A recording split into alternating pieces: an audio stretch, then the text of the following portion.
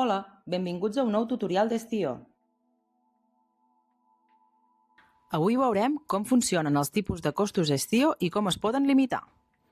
Dins d'Estio pots definir diferents tipus de costos, com ara hores normals, hores extres o hores nocturnes, entre d'altres. Això et permet adaptar les imputacions segons el tipus de feina o el perfil de cada persona.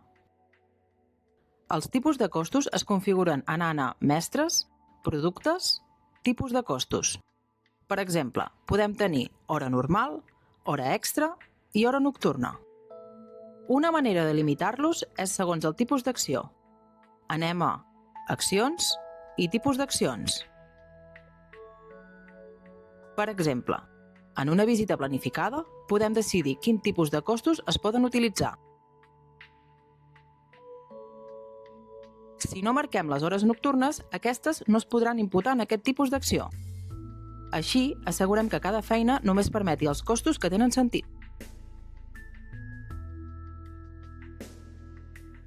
També podem limitar els tipus de costos segons l'usuari o operari. Per fer-ho, accedim a l'entitat i accedim a la fitxa de la persona. I si baixem una mica, aquí tenim l'opció de limitar els tipus de costos i només hem de seleccionar quins pot utilitzar. Per exemple, un treballador pot imputar hores normals i extres, però no pot imputar hores nocturnes perquè no treballa a la nit.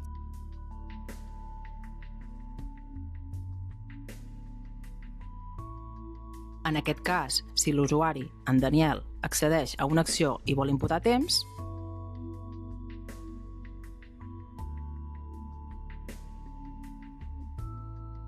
només veurà disponibles els tipus de costos que té assignats.